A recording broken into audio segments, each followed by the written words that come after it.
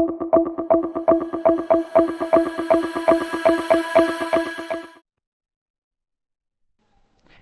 Students, कैसे हैं आप लोग? कैसन बा हाल चाल? सब बढ़िया। बहुत दिनों बाद, हाँ बहुत दिनों बाद हम लोग पढ़ रहे थे क्लास 9th का फिजिक्स, और हम लोगों ने पढ़ा था पहला chapter building blocks of physics, जो कि था जीरोथ चैप्टर। ठीक, स्टार्टिंग हम लोगों ने जीरोथ चैप्टर से किया था, और आज हम लोग शुरू करेंगे आपके टेक्स्ट बुक का पहला चैप्टर, जो कि है मोशन। ठीक, तो ये क्लास 9th का आज डे 1 है, और हम लोग पढ़ रहे हैं motion in a straight line, या फिर simple motion. Motion in a straight line को रेक्टिलिनियर मोशन भी बोलते हैं,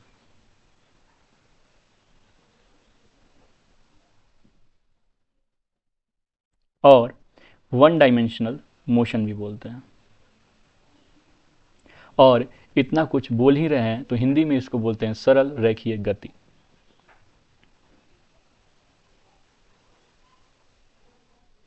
सरल रेखीय गति।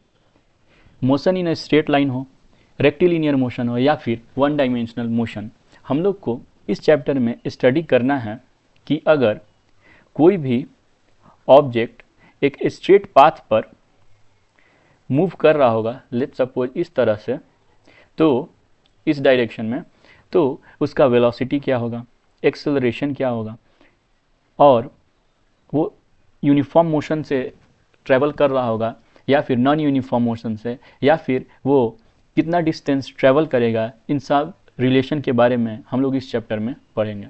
तो पहला है इसमें कि कोई भी बॉडी या ऑब्जेक्ट केवल और केवल दो स्टेट में रह सकता है। A body has only two state possible, the first one is rest and the second one is motion. मतलब कि कोई भी बॉडी या तो वो रेस्ट में रह सकता है या फिर वो मोशन कर सकता है। ठीक, तो अब रेस्ट क्या होता है?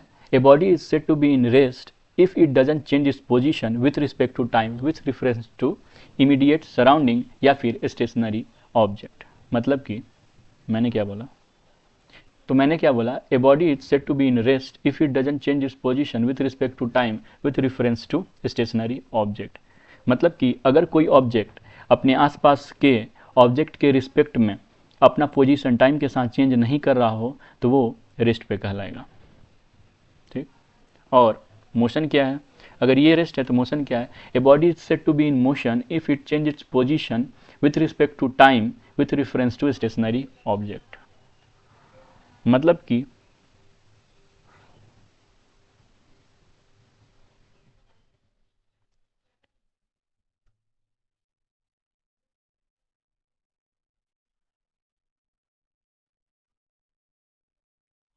मतलब कि a body is said to be in motion if it changes its position with respect to time with reference to a stationary object। मतलब कि कोई भी बॉडी या तो वो रेस्ट में रह सकता है या फिर मोशन में रह सकता है। रेस्ट और मोशन को एक सिनेरियो से समझने का कोशिश करते हैं, क्योंकि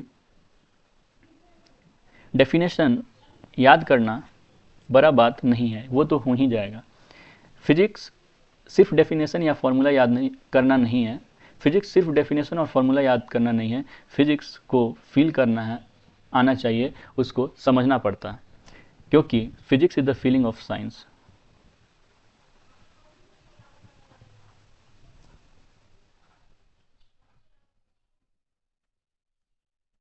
ठीक, तो हम लोग समझेंगे एक सिनेरियो से कि रेस्ट और मोशन होता क्या है।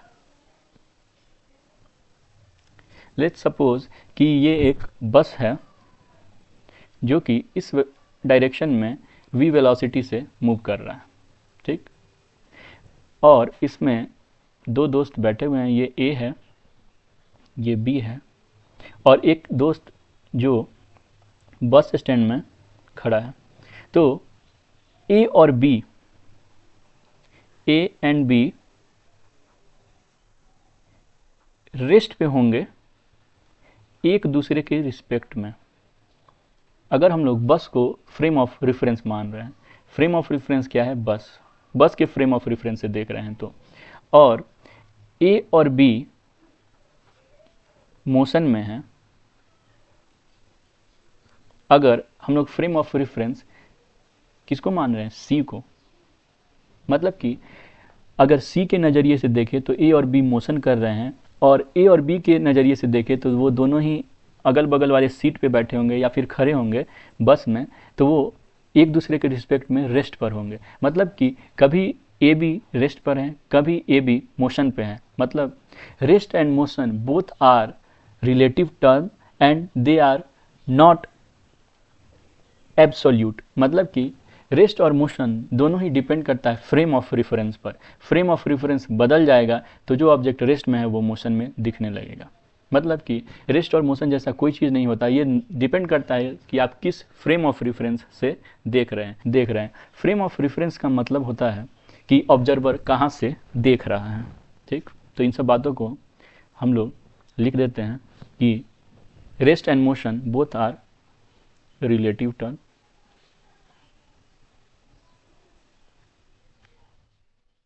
Not absolute. ठीक, और दोनों डिपेंड करता है, both depend upon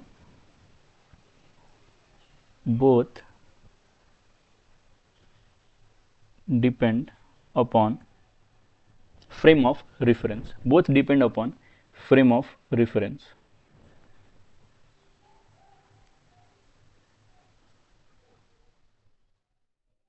frame of reference मतलब कि ऑब्जर्वर कहाँ से देख रहा है। Frame of reference means observer कहाँ से देख रहा है।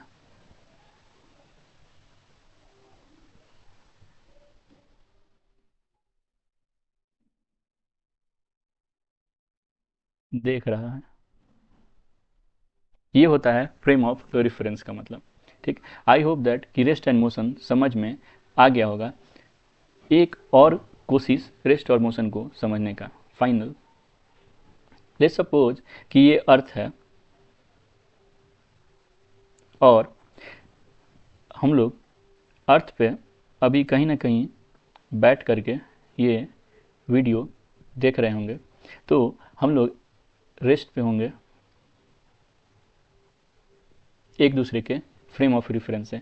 लेकिन अगर कोई अभी हम लोग को स्पेस से देख रहा हो, अगर हम लोग को कोई अभी स्पेस से देख रहा हो, तो हम लोग उसको मोशन में दिखाई देंगे, क्योंकि अर्थ अपने ही एक्सिस पे 1600 किलोमीटर पर आवर के स्पीड से स्पिन करता है, और स्पिन कर रहा होगा तो हम लोग उसको मोशन में दिखाई देंगे। जबकि हम लोग एक दूसरे के रिस्पेक्ट में रेस्ट पे होंगे, अपने रूम में बैठे होंगे तो रेस्ट पे होंगे, जबकि स्पेस से देखने पे हम लोग उसको मोशन में दिखाई देंगे। I hope that rest and motion समझ में आ गया होगा। नेक्स्ट है डिस्टेंस वर्सेस डिस्प्लेसमेंट। मतलब कि डिस्टेंस और डिस्प्लेसमेंट होता क्या। डिस्टेंस और डिस्प्लेसमेंट को हम इसके डिफरेंसेस से समझ सकते हैं। ठीक,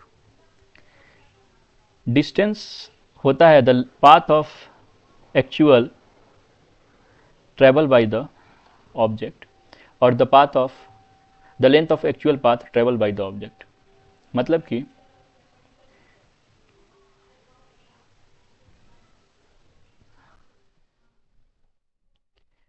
लेट्स सपोज कि कोई ऑब्जेक्ट ए पॉइंट से ट्रैवल करते हुए बी पॉइंट तक जाता है। लेट्स सपोज कि कोई ऑब्जेक्ट है जो ए पॉइंट से ट्रैवल करके बी पॉइंट तक जाता है, तो ए बी पाथ जो होगा इस तरह से, जो है एक्चुअल पाथ जो है लेंथ है, वो हुआ distance, the actual length travel by the object. और डिस्प्लेसमेंट क्या है तब, डिस्प्लेसमेंट है इन दोनों के बीच का शॉर्टेस्ट डिस्टेंस। तो ए बी के बीच जो शॉर्टेस्ट डिस्टेंस है वो है displacement. Displacement is the shortest distance between the two point, और ये सिर्फ इनिशियल और फाइनल पॉइंट पे डिपेंड करता है, और डिस्टेंस डिपेंड करता है टोटल पाथ पे कि आप कैसा पाथ फॉलो कर रहे होंगे। ठीक,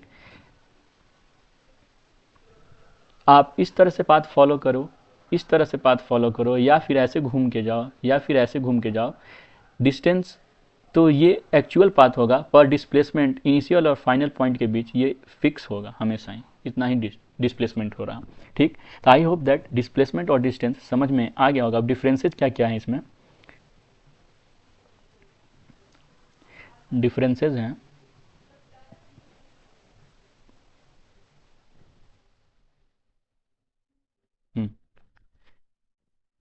length of actual path travel by the object distance कहलाता है, जबकि शॉर्टेस्ट डिस्टेंस कहलाता है डिस्प्लेसमेंट। डिस्प्लेसमेंट डिपेंड करता है इनिशियल और फाइनल पॉइंट पे, जबकि डिस्टेंस डिपेंड करता है पाथ फॉलो कि आप किस तरह का पाथ फॉलो कर रहे हो।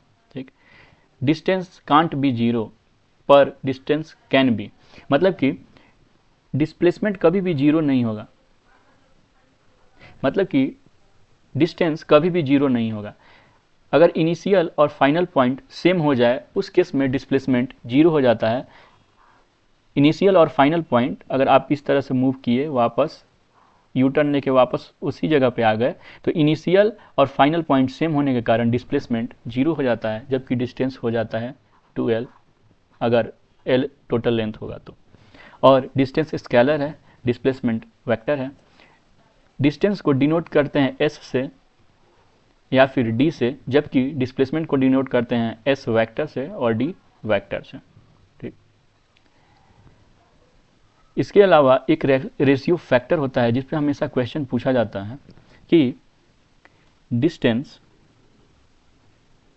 अपॉन डिस्प्लेसमेंट का रेशियो हमेशा ग्रेटर देन इक्वल टू 1 होगा, और डिस्प्लेसमेंट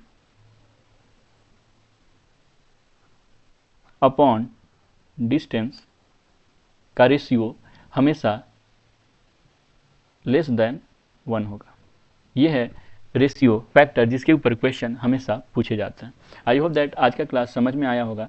आज हम लोग ने पढ़ा रेस्ट और मोशन के बारे में, रेस्ट क्या होता है, मोशन क्या होता है, डिस्टेंस और डिस्प्लेसमेंट के बारे में, और बस स्टॉप वाले सिनेरियो से हमने समझा कि रेस्ट और मोशन होता क्या है, फिर रेशियो फैक्टर के बारे में। ठीक, तो मिलते हैं कल, और हम लोग कल पढ़ेंगे स्पीड के बारे में, टाइप्स ऑफ स्पीड के बारे में।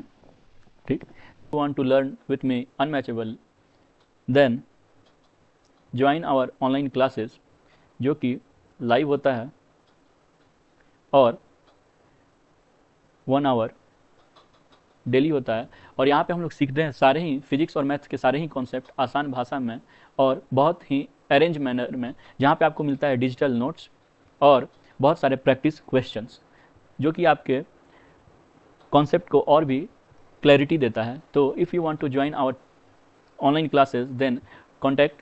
Thanks for watching.